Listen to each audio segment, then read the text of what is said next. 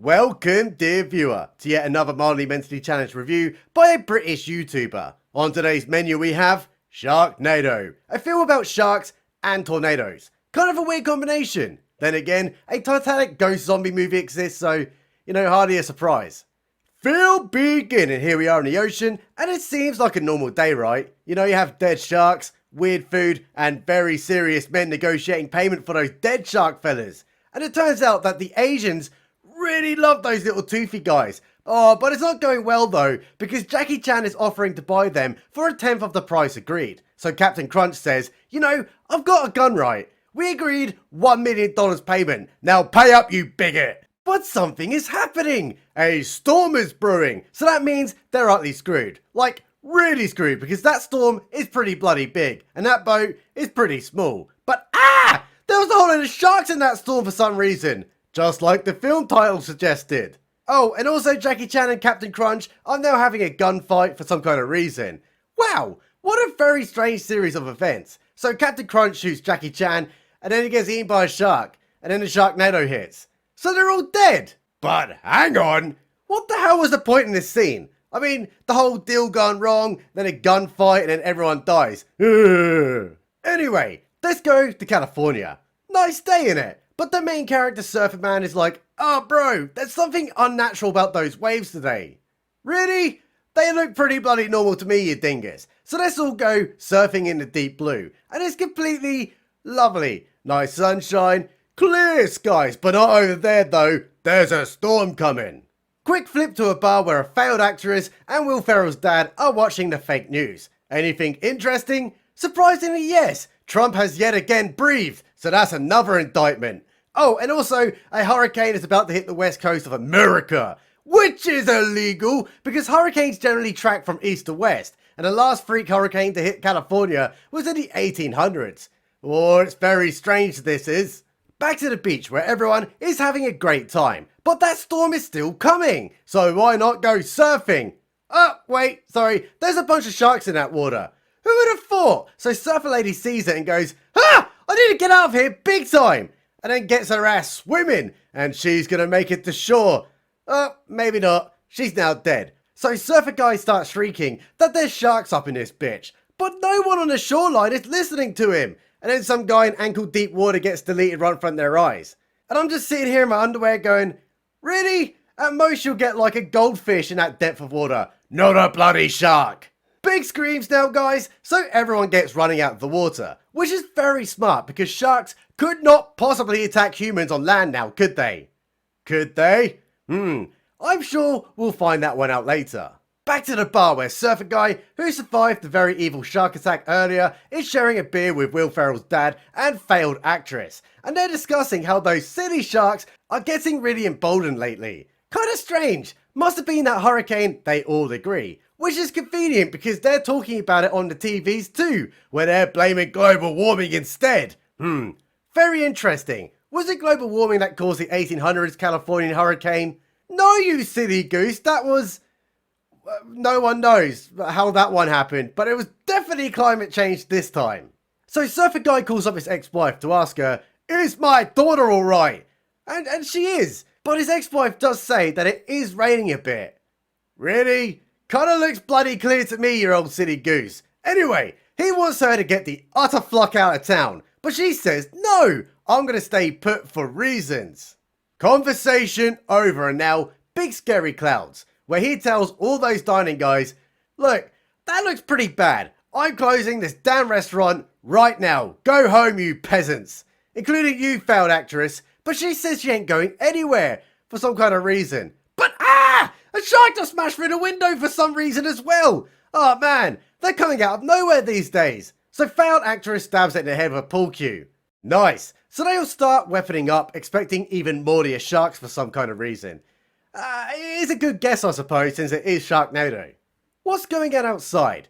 Big stinking waves, and it turns out those guys were totally right, because there is indeed an abundance of global warming sharks trying to eat everyone. And then a Ferris wheel breaks loose and then kills that guy and crashes into a building. Horrifying event over, and everyone is recovering, which was over pretty fast. I mean, that happened all in one scene. So Surfer Guy's like, Oh man, this is a complete Otto SpaghettiOs. I better go check up my daughter, and then gets rolling in his car big time. But there's a lot of water around right now, almost an abundance. Wait a minute, that's no normal water. It's infested with copious amounts of sharks. So Will Ferrell's dad says, guys, you lot are a bunch of utter dinguses. If we head slightly west, then there won't be any sharks-infested floodwater because it'll be marginally uphill. Oh no! Oh! There's a tsunami right now spilling over, and there's sharks in the rearview mirror eating people. Oh, this is an oopsie daisy on a galactic scale. So they get out the car trying to save everyone. And it's really important that they do this because those sharks are really aggressive in like half a foot of water again. So they get running out of the tunnel big time. Wait, oh no. Oh, sweet baby Jeebus. Will Ferrell's dad just got deleted. And those darn sharks and their evil ways keep eating people. So they get back in the car and Surferman tells them, we're going to have to drive through all these CGI waves. But everyone else is like, no, we'll never make it. Breaking news! They made it and are now out of the danger. That means they can get to safety while the city is completely flooded. But I guess that does clear up all the poop though. They arrive at ex-wife's crib to get his daughter, but ex-wife lady won't let him in because, well, she's a dick. So he pushes past her and they get telling those guys, you're coming with me, you utter dinguses. And then appears his ex-wife's new partner, Soybean, who tells him, look, listen here, ex-husband man, you had your chance to play hide the sausage and it's over. That's my meat garage now. But failed actress ain't having any of it, saying, you failed chromosome, there are literally sharks outside right now. But he doesn't believe her though, because it kind of sounds like a stupid premise for a movie. Wait, there was sharks outside, they just smashed through the window and now it's eating him. Oh, and also it kind of flooded the house which is on a hill with like waist deep water. Again, somehow. But they aren't about to let some retarded fish kill a guy who only had 2 lines in the film. So they begin fighting it with a cabinet and then kill it to death with a convenient shotgun. Surfer guy tells them, oh man, can't believe there's literal sharks up a hill for some kind of reason. We need to get out of this place. Maybe we should go to the desert. And that's a great plan. But how are they going to escape the house? Maybe by putting chemicals in the water to turn the friggin' sharks gay? Nah, he just shoves a rod down the shark's gob and they all escape in the car. Bang as a mash, mate. Well done. And also the house collapses. Don't know how, but it did, so there we go. Which reminds me, why do you Americans always build houses out of wood? You've got to get on the bricks, bro. And also the metric system, even if it is French. So they roll up at a school bus in floodwater, and there's loads of sharks everywhere that can break into a house, but not a car. So Surfer Guy tells them, you see that bus? There could be children on it, man. I'm going to go investigate. And he does that by rappelling down a bridge that was conveniently right above the bus. And also conveniently, he had the rope in his trunk too. Well, he was right and there were kids on that bus, but they're in a bit of a pickle as the sharks are now trying to kill them to death. Long story short, they saved the kids one by one. And now it's Surfer Man's time. But a shark waited all this time to jump up out of the water to attack. Oh, we'd never have guessed that would actually happen. Well, he made it, predictably, and the storm is now clearing. And that means that they have single-handedly defeated global warming. Wait a minute. No, they haven't, because even more mysterious clouds have just appeared out of nowhere, and it's also very windy. Boy, I sure hope it won't be a tornado with sharks in it. They get rolling without the kids because, well, they're just dead weight, and it's pretty safe until they hear a noise on the roof. But what could it be? Is it Prince Andrew after those kids again? Nah, it was a shark that somehow landed on the roof. Kind of getting the idea that this film is about sharks. Well, it just bit through the roof, so they get out the car, and then the car blows up. It literally just blows up. Don't know how, don't know what caused it, it just blew up. So without transport, well, better way to pass the time other than getting a good bit of the old booze. And if you look at the TV, it's news alert time, where a woman person tells us, we have finished global warming. It is now global boiling. And we know this because we own the science. Also, there's shark tornadoes. Later, bitches. Back on the road time, and they've stolen a Hummer, which is a terrible idea because when you're trying to escape something, why would you take the most uneconomical car out there? They should have gotten the Suzuki Grand Vitara. They're great cars. Sure, it may leak a bit of oil now and again, and the engine is French, but you know, it can still do 40 miles per gallon on a good run, and you can still bully Nissan Micras on the road with dual cup holders. Anyway, There's another mild inconvenience that they must overcome with ease. There's been a crash up ahead and the road is taped off. So they drive through the plastic barricade and are now on an epic car chase with the police. But little do those coppers know that Hummer conveniently has a nitro button, meaning they press it and the car zooms off, losing the police.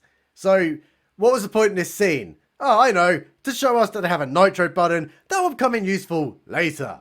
They get their asses to an aircraft hangar and hunker down, because that tornado is really big and scary. Well, I've also just learned something new that I may have completely missed in the film or I just didn't mention it.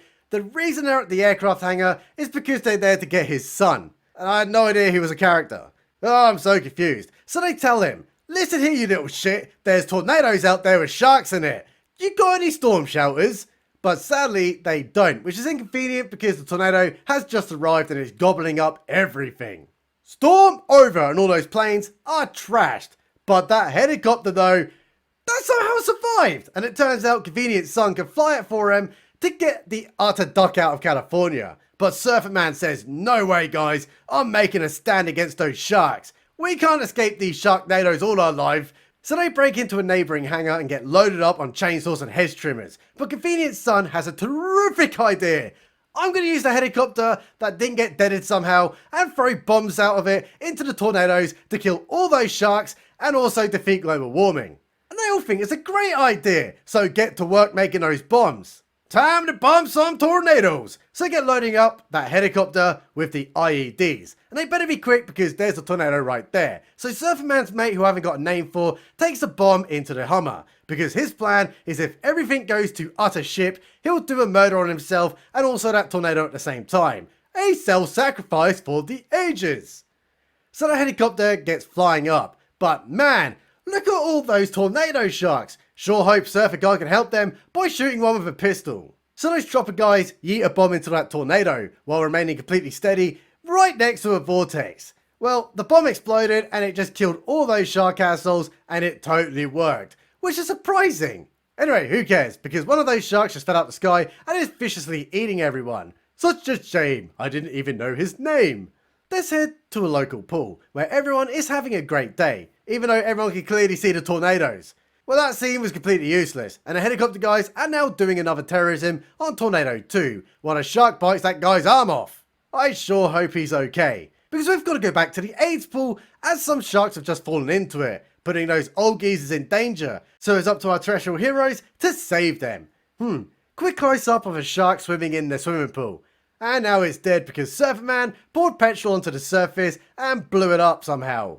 Yeah, I'm sure the physics checks out. So they run inside as the helicopter guys get blowing up more tornadoes. But it isn't working. It was earlier, but it's not now. It must be all that global boiling. And there's a shark now attacking the helicopter. So failed actress gets totally London happy and starts stabbing it. And then falls out the helicopter into the mouth of a shark, so she's now dead. And then the helicopter gets serious ouchies too, so as to go in for landing on a very open field, but lands on an urban parking lot. Kinda confused about how that one happened.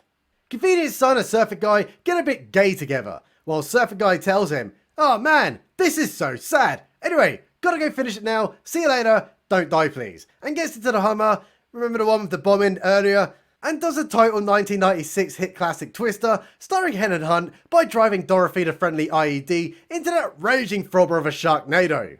Oh, and also jumps out at the precise time that it was about to enter, so he doesn't die. I'm pretty sure I remember that one happening in Twister 2. Anyway, it blows up and now the Twister is dead. But like, how the danger is over, because it's now raining sharks. What would be the best solution? Would it be to run indoors or remain open in the streets?